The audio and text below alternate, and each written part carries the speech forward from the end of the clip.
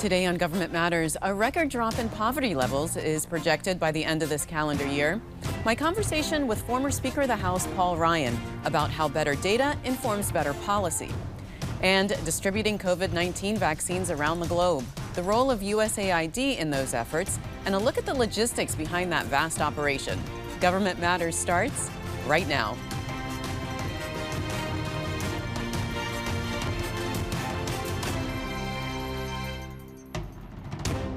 From Washington, D.C. and around the world, this is Government Matters with Mimi Geerges. This is Government Matters, the only show covering the latest news, trends, and topics that matter to the business of government. I'm Mimi Geerges. The Urban Institute projects a record drop in poverty levels by the end of this calendar year. Modernizing how the government manages and uses data can inform better policymaking. That, in turn, will improve the lives of Americans. I spoke with former Speaker of the House, Paul Ryan, earlier. He introduced the Evidence-Based Policymaking Act in 2018. Here's a look at that conversation. Paul Ryan, former Speaker of the House of Representatives and former Chairman of the House Ways and Means Committee. He's the president of the American Idea Foundation, a nonprofit dedicated to ending poverty in the U.S. Speaker Ryan, welcome to the program. Mimi, thanks for having me. Good to be with you. You have a specific passion for fighting poverty. Where did that interest come from for you? You know, it started when I was younger, frankly. I grew up Catholic, working Catholic charities as a youth. Then my mentor, frankly, was a guy named Jack Kemp. I worked for Jack on his staff as an economic policy researcher. I've always been enamored in the field of economics. And my mentor, Jack Kemp, and a guy named Bob Woodson, taught me when I was a young researcher how public policy can make a huge difference in moving the needle on poverty. So I've always had just a big desire to focus on this, spend a lot of my time in Congress on these issues. And I was just raised with this gorgeous idea I call the American Idea. That's what my foundation is called, the American Idea Foundation, which is the condition of your birth should not determine the outcome of your life. In a free society as ours, everybody has the right to rise, but also we should nurture the ability to rise and make the most of your life. Well, tell me a little bit more about the American Idea Foundation, because I'm wondering why did you start it? What was the need that you were trying to fill? Well, when I left Congress, I wanted to still work on the ideas that I'm passionate about. I still, I was a policymaker for 20 years in Congress. I left Congress, but I didn't leave my love of public policy. So I decided to start the American Idea Foundation so I could continue focus on these issues that are very important to me, and in particular, fighting poverty. But what I learned in Congress, and I spent years on this, first when I was budget chair, then Ways and Means chair, we were coming on the 30th anniversary in the war on poverty. We had spent $15 trillion, yet we hadn't moved the needle nearly as much as we should have in fighting poverty. And so I spent a lot of my time figuring out what went wrong, what are the lessons, what are the takeaways. And one of the things, using sort of my economic thinking hat that I took away with, was we weren't measuring things the right way. We measured, as a government, success in fighting poverty based on effort, inputs. How much money are we spending? How many programs are we creating? Versus measuring success based on results and outcomes. Were we really getting people out of poverty? Were people breaking the cycle of poverty? Were we dealing with the tough issues of multi-generational poverty? And that is where I got very interested in this issue, which spawned me to create the Evidence Commission with Patty Murray, and then to write the Evidence Act with Patty Murray to try and move the war on poverty from an input-based, effort-based measurement system to an outcomes-based system where we actually measure our efforts based on results. And it also means that government, in everything it should do, should really measure itself based on results. You just talked about in the opening about all the data that has been collected during the pandemic. And so I think this is a good era, a good time for data, because people are beginning to realize in society data can make a huge difference. And data with respect to government, but especially in fighting poverty, can really tell us whether we're going in the right direction or the wrong direction, whether what we're doing works or doesn't work. And I think it can depolarize the politics of all of this. And that is why my foundation is basically a nonprofit organization, nonpartisan, focused on poverty fighting solutions. So we serve as an evangelizer and a connector. We go work with frontline poverty fighting organizations that are doing well. We work with data and data collection to measure and scale and then replicate these things. And then we work with policymakers to educate them about what is happening in their communities so that they can also evangelize about the benefits of these approaches and these solutions. Well, So that is Mr. what Speaker, the let's talk specifics, because you do say that you use data in the foundation measuring results. Are there any success stories that you can share with us on data and reduction of poverty? I'm gonna have to look at some numbers here. I used to have this stuff committed to memory in my old days. So McPhee is a good example. So I was in South Carolina with Senator Tim Scott and Congressman Joe Wilson and Ralph Northam in June, for example. And we went into rural South Carolina and looked at something called the Nurse Family Partnership Program, which is authorized by a federal program called MCV. MCV is the Maternal, Infant, and Early Childhood Visitation Program.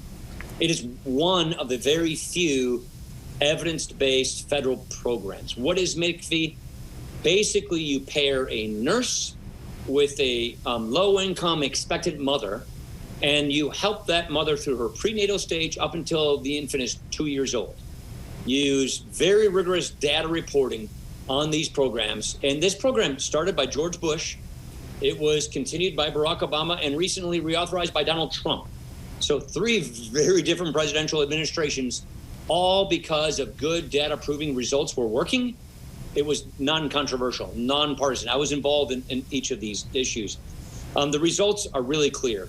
A study from 2019 shows that money invested yields a 6-to-1 benefit to cost ratio.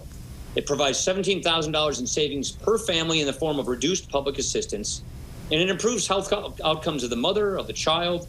Participants have a higher likelihood of graduating high school and lower incidence of domestic violence. In other words, rigorous data is showing that this particular program of intervening and helping young, expectant, unknowledgeable mothers at the prenatal stage till 2 years old really makes a difference. And doing these programs with rigorous data makes sure that the programs are done well, done effectively.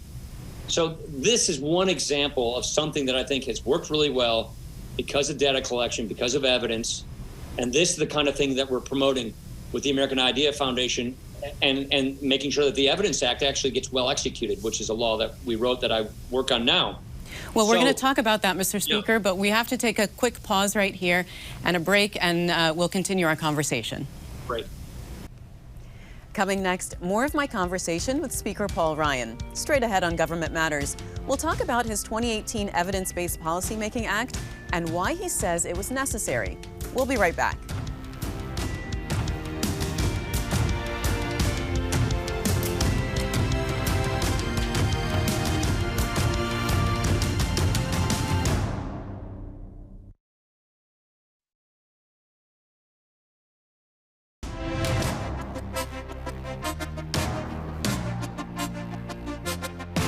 Mr. Speaker, before the break, you were talking about the 2018 Evidence-Based Policy Act. Let's delve a little bit more into that.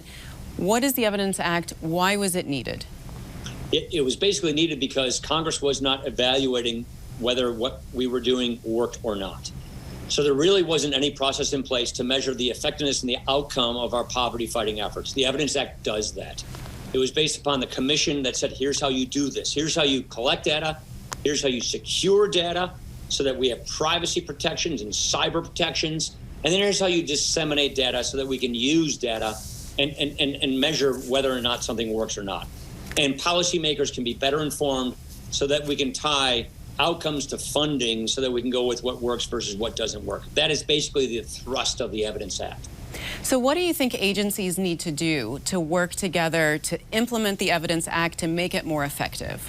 Yeah, so there's 4 phases of development of rolling out this act. The Office of Management and Budget is in charge of doing this. So the Biden administration has got a ways to go to continue to execute this. But at the end of the day, this means government agencies are collecting and disseminating data. They're looking at the data themselves to see if what they do works or doesn't work, how it can be improved. But also that data is being disseminated publicly so researchers can measure what works and what doesn't. So you can have some real transparency and accountability, all the while securing people's privacy rights and securing government data from cyber invasions. So I think it's the way of turning the 21st century data collection to something where we can focus on what works versus what doesn't, and then policymakers can be better informed.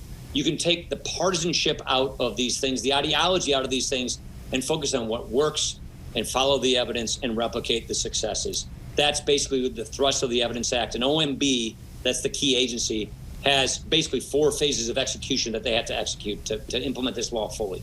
So are there any best practices for using data for decision making that you've learned through your work at the American Idea Foundation that federal agencies can adopt? Yeah, I'm a huge believer in what we call RCTs, randomized controlled trials. I teach at Notre Dame, and I work with Notre Dame's Laboratory for Economic Opportunity. We run randomized controlled trials, about 75 a year, on poverty programs, so you can really measure what works.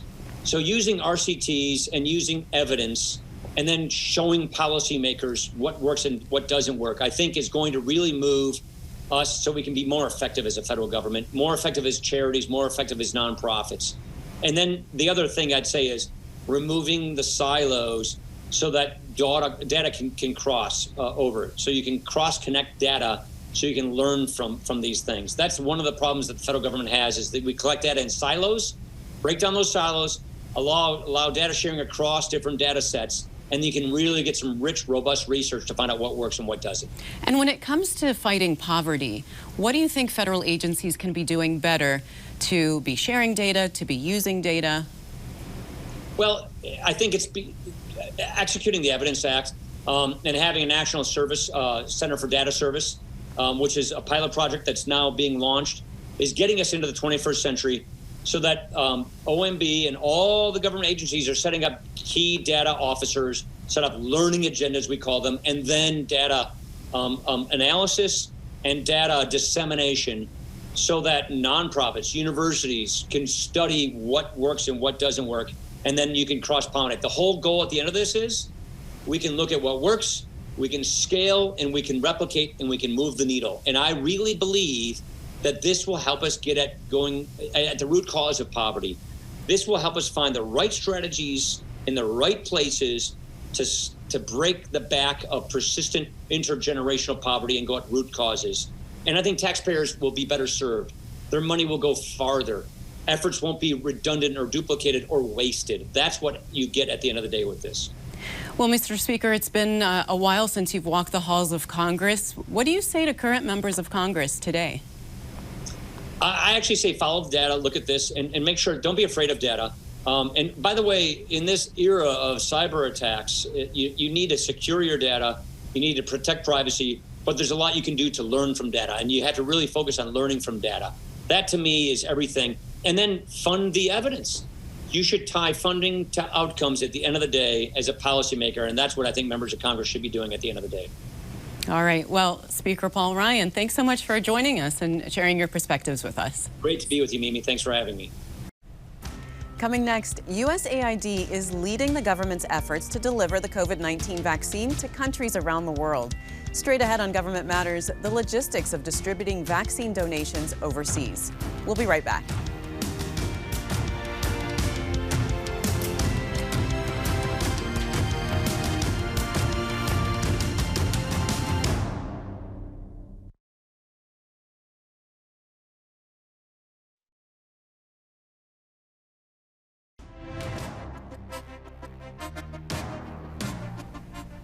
The United States will purchase another 500 million COVID-19 vaccine doses from Pfizer.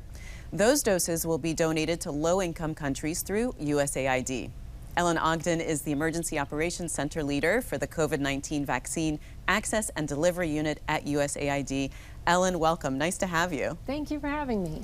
So tell me about the logistics of taking donated vaccines, delivering them overseas. It's an incredibly complex effort. We work very closely with other countries to deliver vaccines, syringes, and all the supplies needed. We work with in-country Ministry of Health and other partners to develop good planning, training, and distribution systems. We're doing communications work to make sure people know where to get the vaccine and feel confident getting it. I'm a little curious about, because the Pfizer vaccine has to stay very cold, and these are traveling long distances. How does that work? So we use ultra-low cold chain equipment, and Pfizer in particular makes sure it gets to the country safely. And then there's an in-country system of ultra-low cold chain as well. And so it's handled from the airport to the facility, and then there's a protocol for delivering it out to the field. And there's good temperature monitoring as well. There's a lot of low-income countries. How do you decide who gets it? How many do they get? So right now we're working in over 125 countries. We really want to make sure that we're reducing morbidity and mortality in the most vulnerable populations in the world. And so the U.S. government's very generous in sharing what we have and our donations.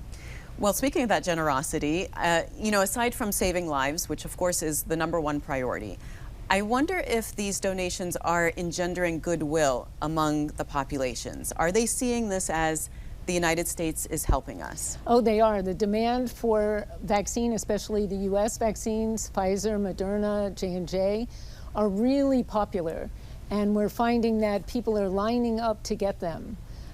It's incredibly, it's a great thing to see, and people are so happy. There's arrival ceremonies, and there's a real sense of hope when they see the vaccine coming off and lining up to get it.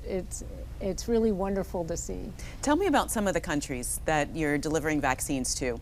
Don't tell me all 125, No. but just highlight a few. So in Africa, we're providing vaccines to countries like Kenya, Ethiopia, DR Congo, Tanzania, Madagascar.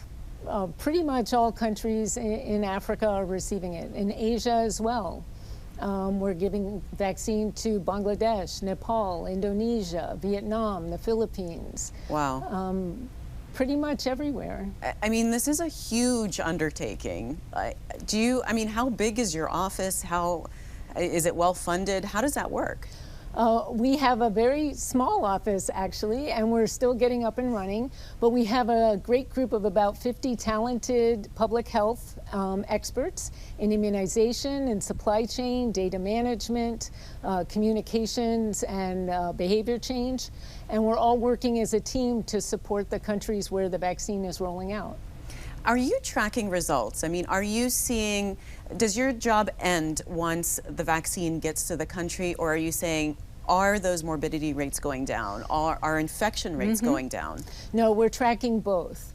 So we look at morbidity and mortality. We're tracking to see where you have vaccine and where you still have the virus circulating. We'll be able to identify hotspots, and we'll be able to identify the weak areas for vaccination, so we can go back in and make sure we boost coverage in those areas. So I wonder how you can make sure that the vaccines are being distributed fairly and equitably. Once it gets to a country, obviously a lot of these countries are not democracies. They might not have good governance. How do you make sure that it's going to the people it needs to get to? There is something that we work with. There's a national vaccine plan in every single country, and it identifies who the high-risk populations are. It identifies the facilities throughout the country where vaccine will be distributed. And we're working really hard to make sure that the vaccine moves throughout the country to what we call the last mile, and so that we're getting shots in arms for everybody that deserves it.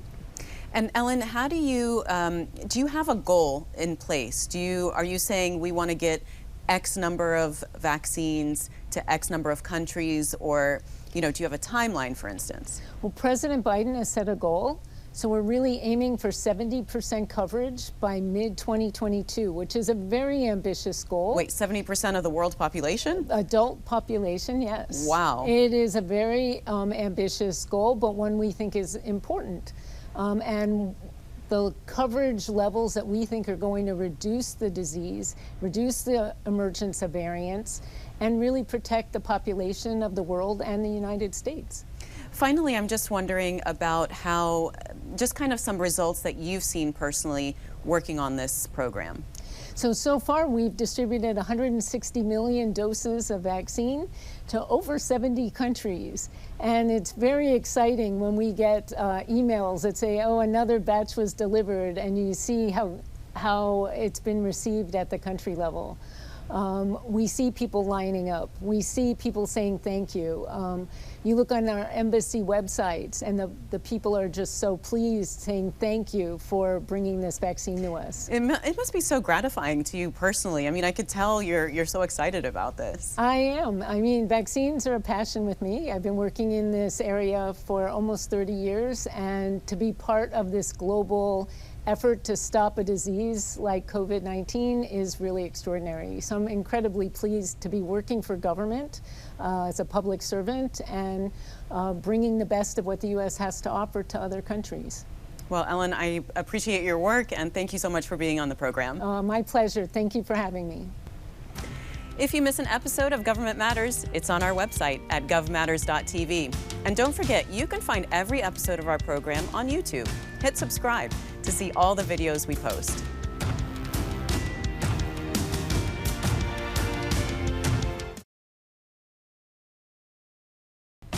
That's the latest from Washington. Join me weeknights at 8 and 10:30 on WJLA 24/7 News and Sunday mornings at 10:30 on 7 News to stay plugged in on issues that matter to the business of government. Thanks for watching. I'm Mimi Geerges.